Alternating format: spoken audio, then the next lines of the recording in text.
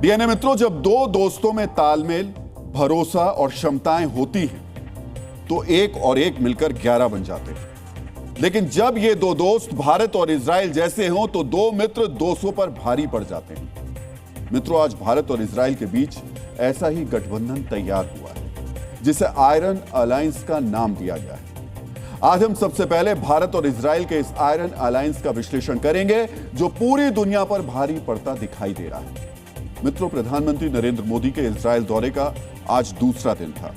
कल इजराइल की संसद में दोनों देशों के नेताओं ने अपने शब्दों से एक दूसरे के प्रति भरोसे और सम्मान को दिखाया था, लेकिन आज अपनी कलम से उन समझौतों पर दस्तखत किए जो भारत और इजराइल की ताकत और क्षमताओं को कई गुना बढ़ा देंगे। आज आपको जानना चाहिए कि इन समझौतों से भारत और इजराइल के दुश्मन क्यों बेचैन हैं। आज आपको समझना चाहिए इस आयरन अलायंस से पाकिस्तान और तुर्की जैसे कट्टरपंथी देश कितने डरे हुए हैं। आज आपको वो तस्वीर भी देखनी चाहिए जिसमें इजराइल ने प्रधानमंत्री नरेंद्र मोदी के सामने भारत प्रेम की भावना का सार्वजनिक रूप से इजहार किया। इजराइल ने पूरी दुनिया को बताया कि उसके लिए भारत की दोस्ती सबसे बढ़कर है। आज भारत और इजराइल के बीच एक हाई लेवल मीटिंग हुई।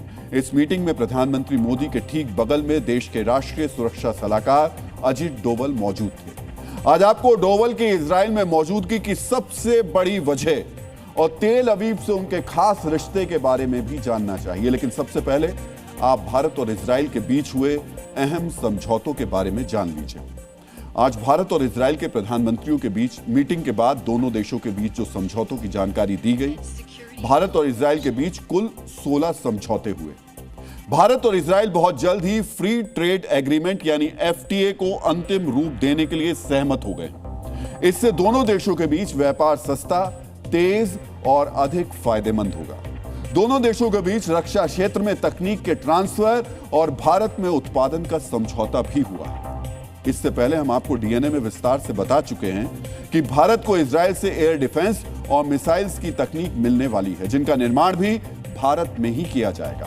दोनों देश IMEC यानी India middle east Europe economic corridor का काम तेज गति से आगे बढ़ाने पर सहमत हुए हैं। इससे भारत, मिडिल ईस्ट और यूरोप के बीच व्यापार, कनेक्टिविटी और सप्लाई चेन तेज होगी। इसी कॉरिडोर में शामिल सभी देशों को इससे फायदा होगा। भारत और इजराइल सिविल न्यूक्लियर पर सहयोग करने को राजी हुए हैं, यानी दोनों देश न्यूक्लियर पावर प्लांट लगाने, चलाने और इससे होने वाले बिजली निर्माण में भी सहयोग करेंगे। भारत ने आज तकनीक को इस साझेदारी का केंद्र बताया।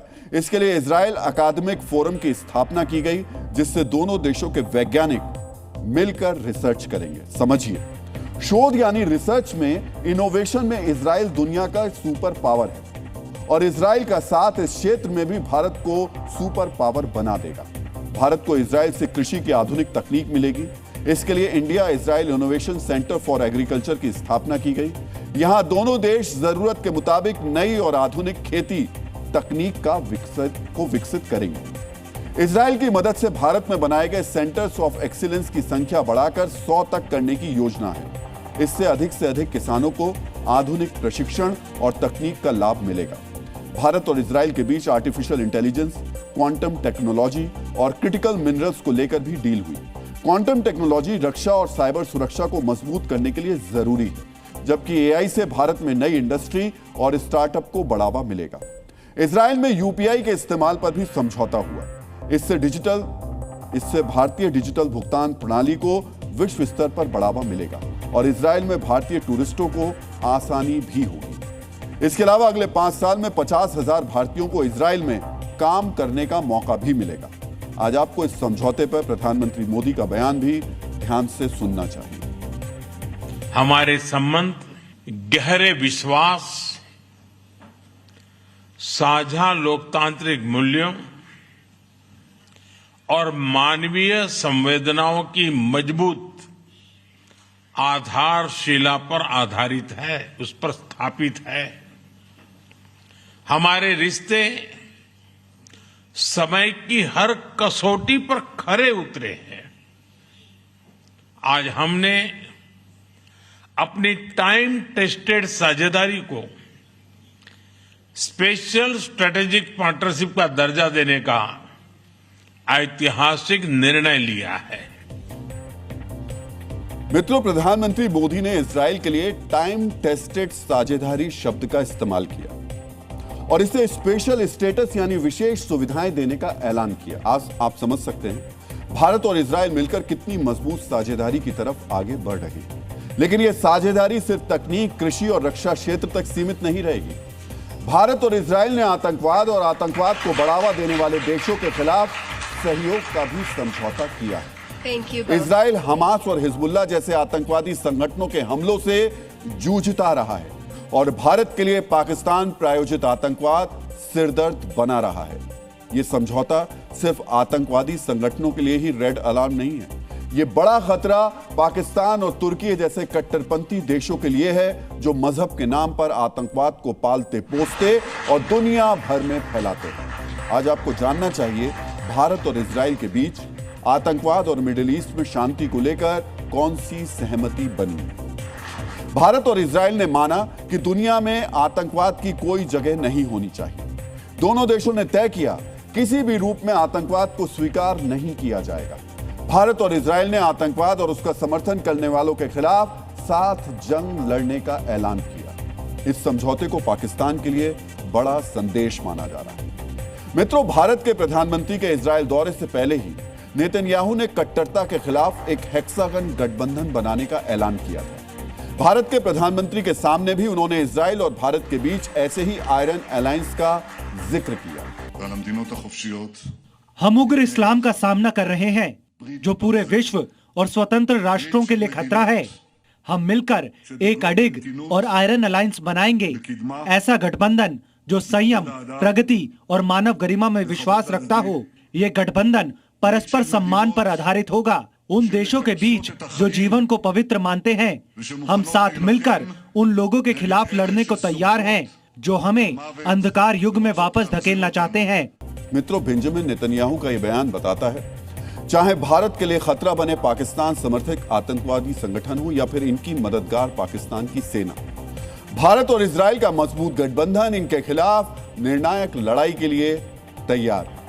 मित्रों, आज प्रधानमंत्री नरेंद्र मोदी ने इजराइल से अपनी मिडिल ईस्ट नीति का भी ऐलान किया। आज आपको पीएम मोदी के इस बयान को भी बहुत ही ध्यान से सुनना चाहिए। ईरान और अमेरिका के बीच चल रहे तनाव के बीच इस बयान को काफी महत्वपूर्ण माना जा रहा है। पश्चिम एशिया में शांति और स्थिरता से भारत के सीधे सुरक्षा हित जुड़े हैं। इसलिए हमने शुरुआत से ही संवाद और शांतिपूर्ण समाधान का समर्थन किया है। यही ग्लोबल साउथ और पूरी मानवता की पुकार है।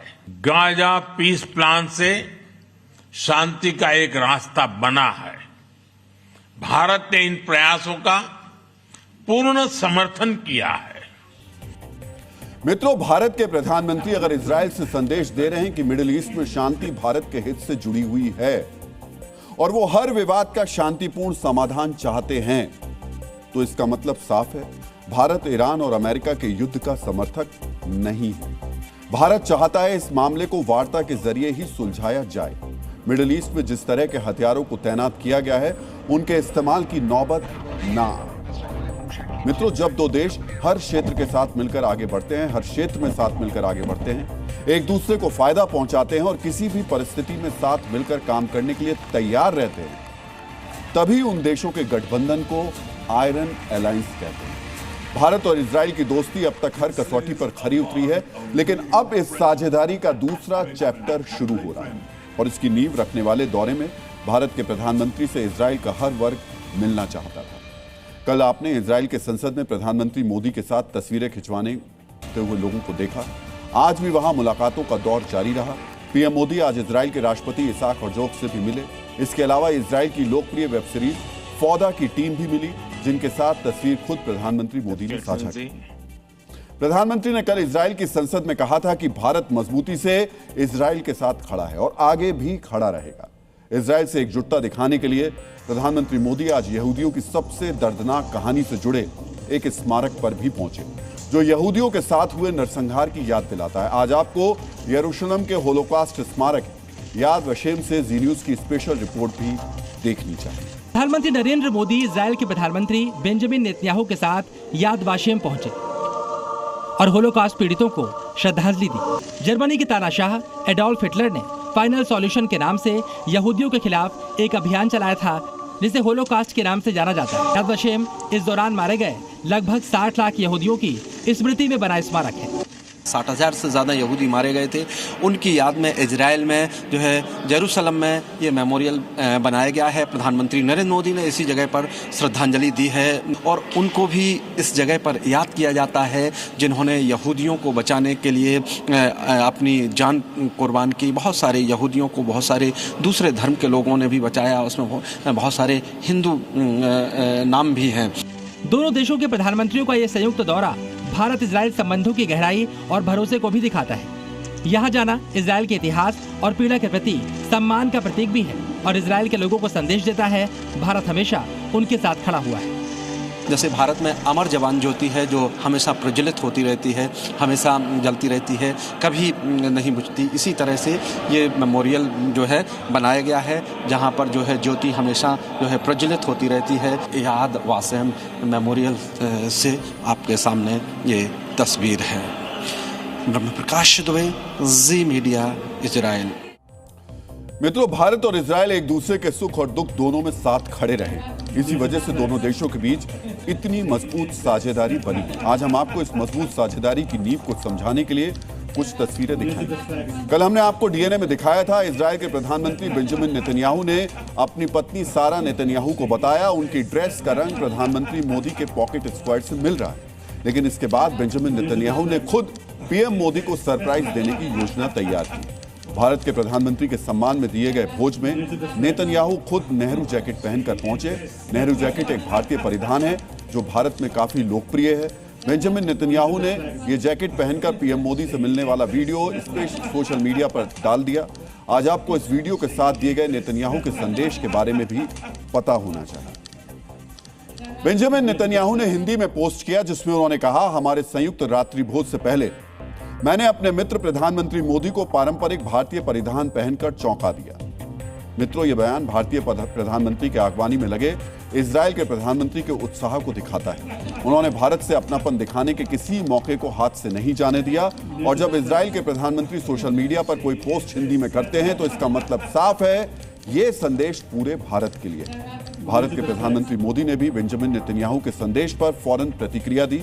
प्रधानमंत्री ने अपने संदेश में कहा कि बहुत ही शानदार भारतीय परिधान के प्रति आपका ये लगाव हमारे देश की समृद्ध संस्कृति और परंपरा के प्रति आपके सम्मान को दर्शाता है। मित्रों, भारत के प्रधानमंत्री का यह दौरा कैसे इजराइल के मन को छू गया, कैसे इजराइल के पीएम से लेकर स्पीकर और नेता विपक्ष सबको भावुक कर गया, ये भी आज आपको देखना चाहिए। ראש הממשלה וכבוד ראש ממשלת הודו. Mr. Prime Minister, a Jerusalem main आपका स्वागत है, Knesset main आपका स्वागत है।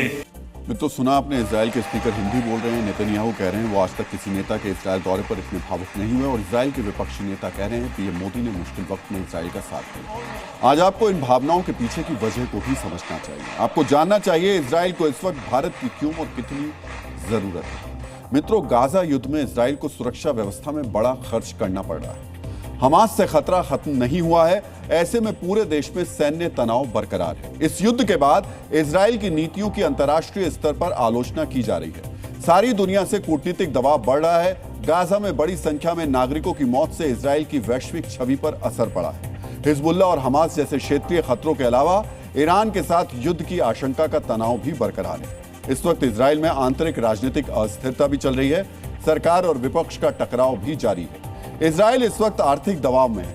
युद्ध खर्च बढ़ने और निवेश घटने से परेशानी बढ़ी है। अस्थिरता से पर्यटन पर प्रभाव पड़ा है। ऐसे समय में किसी बड़े देश के नेता का समर्थन मनोवैज्ञानिक और कूटनीतिक रूप से अहम माना जाता है और मोदी के दौरे को पूरा इजराइल ऐसे ही देख रहा है। जिस वक्त ईरान से युद्ध छिड़ने का खतरा नजर आ रहा है, भारत के प्रधानमंत्री उस मुश्किल वक्त में इजराइल पहुंचे हैं। भारत और इजराइल की दोस्ती को महत्व दिया, इसलिए भी पूरा इजराइल इस दौरे से भावुक है। इजराइल को आने वाले वक्त में भी भारत जैसे मजबूत साझेदार की जरूरत है। इजराइल की आबादी सिर्फ 94 लाख है, यानी 1 करोड़ से भी कम। इसलिए उसे 140 करोड़ आबादी वाले भारत जैसे बड़े साझेदार की जरूरत है। भारत इजराइल का बड़ा रक्षा बाजार है। 2026 में लगभग 8.6 अरब डॉलर के हथियार सौदों को मंजूरी मिली। इजराइल को ऐसे बड़े खरीदारों की लगातार जरूरत है। दोनों देशों के बीच 2025 में करीब 4 अरब डॉलर का व्यापार हुआ, जिसमें भारत का निर्यात लगभग 2 अरब डॉलर रहा। 2024 में इजराइल का 5वां सबसे बड़ा ट्रेड पार्टनर भारत बना, जो पहले 10वें स्थान पर था। वहीं भारत के लिए इजराइल तकनीक के मामले में सबसे भरोसेमंद पार्टनर है। मित्रों, आज भारत के साथ अपने मजबूत रिश्ते को समझने के लिए बेंजामिन नेतन्याहू ने एक कहानी सुनाई। उन्होंने बताया कि वो जब अपनी पत्नी सारा नेतन्याहू के साथ रिलेशन में आए तो उनकी दूसरी डेट एक भारतीय रेस्टोरेंट में हुई थी। उनका परिवार भारतीय खाना बहुत पसंद करता है। जब किसी शक्तिशाली देश का नेता मित्र देश से इस स्तर का लगाव रखता है, तभी दो मुल्कों के बीच एक आयरन अलायंस बनता है। मित्रों, आज जी न्यूज को इजराइल में ऐसे कई नेता और सेलिब्रिटी मिले जिन्होंने भारत से इजराइल के करीबी रिश्ते की गवाही दी। जी न्यूज ने आज इजराइल की सेलिब्रिटी शेफ रीना पुष्कराना से बात की। जब कोई भारतीय नेता इजराइल आता है तो उसके लिए खाना बनाने की जिम्मेदारी रीना ही निभाती हैं। आज आपको उनकी बात भी सुननी चाहिए। जी न्यूज हमेशा हम देखते हैं टीवी पे, यहाँ पे, और जी के सब प्रोग्राम देखते हैं। बहुत बहुत ये बिल्कुल हमको अपने मदरलैंड वापस लेके जाती है जी। तब तो हमारा प्राइम टाइम शो डीएनए जरूर देखती हूँ। हाँ जी, जरूर DNA जरूर देखते हैं जरूर। आप? हाँ जी, कैसा लगता है डीएनए? बहुत बढ़िया, बहुत बढ़िया। आप लोग सरपास कर गए हैं सबको। रीना जी, हमें जानकर खुशी हुई कि आप इजराइल में बैठ करके जी न्यूज देखती हैं। विदेशों में रहने वाले आप जैसे हजारों भारतीय खबरों के विश्लेषण के लिए जी न्यूज पर भरोसा करते हैं। वहां रहकर भी आप जी न्यूज देख रही हैं। जी न्यूज के जरिए अपनी मिट्टी, अपने देश से जुड़े हुए हैं। यहाँ का हाल आप जानती रहती हैं। ये वाकई काबिल तारीफ है, इसकी हम प्रशंसा करते हैं। हम चाहेंगे आप ऐसे ही जी न्यूज की मित्र बनी रहें और लगातार जी न्यूज पर अपना भरोसा बनाए रखें।